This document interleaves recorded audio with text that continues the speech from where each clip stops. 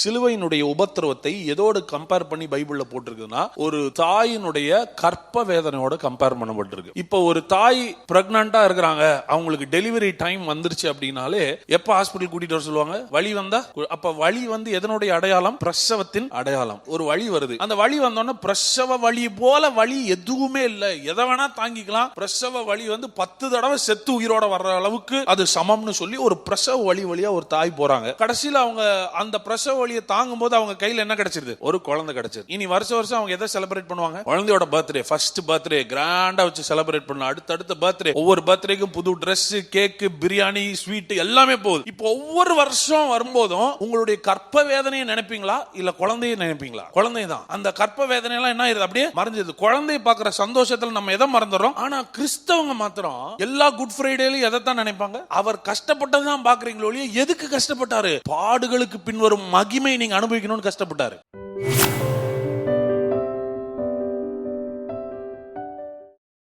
இன்னைக்கு நம்ம ஊர்ல நிறைய நேரங்கள்ல இந்த வசனத்தை பயன்படுத்துவாங்க.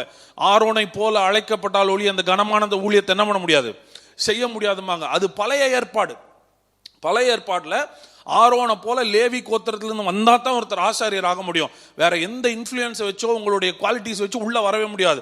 ஒரே ஒருத்தர் லேவி கோத்திரத்துக்கு வெளியே ஆசாரியர் ஆயிருக்கிறார்னா அது இயேசு கிறிஸ்து மாத்திரம் தான். யூதா கோத்திரத்திலிருந்து அவர் மெல்கிசேதேக்கின் முறைமையின்படி ஆசாரியனாகி இன்றைக்கு நம்ம அத்தனை பேரையும் அவர் ஆசாரியர்கள் ஆக்கி இருக்கிறார். இந்த மாதிரி சிலுவை பல மாற்றங்களை ஏற்படுத்தி இருக்கிறது. ரொம்ப சந்தோஷம். பாருங்க, சிலுவை மாத்திரம் இல்லைன்னா நீங்களாம் வர்றப்ப கையில் என்ன கொண்டு வந்திருக்கணும்? ஒரு ஆடை கொண்டு வந்திருக்கணும்.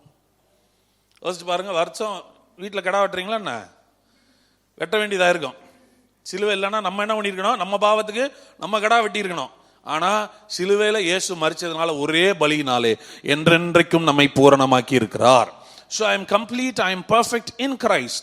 ஓகே, இப்ப சிலுவை ஆராதனை முறைமைகள்ல, நியாயப்பிரமாணத்துல, கட்டளைகள்ல, ஊழியத்துல, சபையில இவ்வளவு பெரிய மாற்றத்தை கொண்டு வந்திருக்குது. இந்த சிலுவைக்கும் எனக்கும் பர்சனலா என்ன சம்பந்தம்? பர்சனலா எந்த விதத்துல சிலுவையினால நான் ஆசீர்வதிக்கப்படுகிறேன்? சிலுவையில இயேசு மரித்ததினால் எனக்கு என்ன லாபம்? நான் எந்த விதத்தில் ஆசீர்வதிக்கப்படுறேன் அப்படின்றத பல நேரங்களில் நம்ம என்ன பண்றதுன்னா யோசிச்சு பார்க்கறது இல்லை. சிலுவையில் இயேசு மரித்ததுனால பர்சனலா நீங்க ரொம்ப பிளஸ் ஆகுறீங்க. நம்ம என்ன நினைக்கிறோம்னா, இந்த இப்படிப்பட்ட புனித வெள்ளியில, குட் ஃப்ரைடேல, தேங்க் காட், இதுக்கு பேர் மாத்திரம் என்னன்னு வச்சுக்கிறாங்க? குட் ஃப்ரைடேன்னு வச்சிருப்பாங்க. ஆனால் எல்லாரும் முகமும் பேடாக தான் இருக்கும் இன்னைக்கு.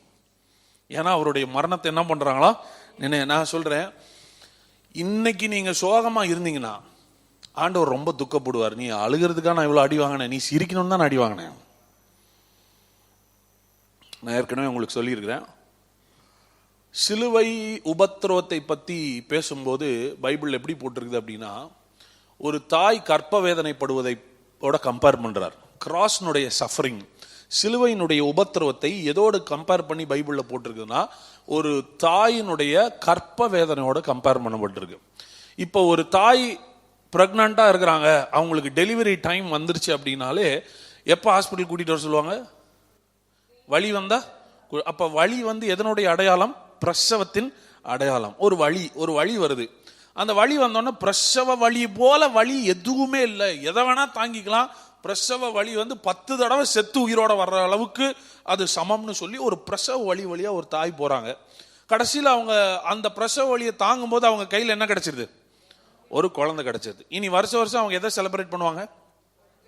குழந்தையோட பர்த்டே, ஃபர்ஸ்ட் பர்த்டே கிராண்டா வச்சு செலிப்ரேட் பண்ணலாம். அடுத்த பர்த்டே, ஒவ்வொரு பர்த்டேக்கும் புது ட்ரெஸ், கேக், பிரியாணி, ஸ்வீட் எல்லாமே போகுது.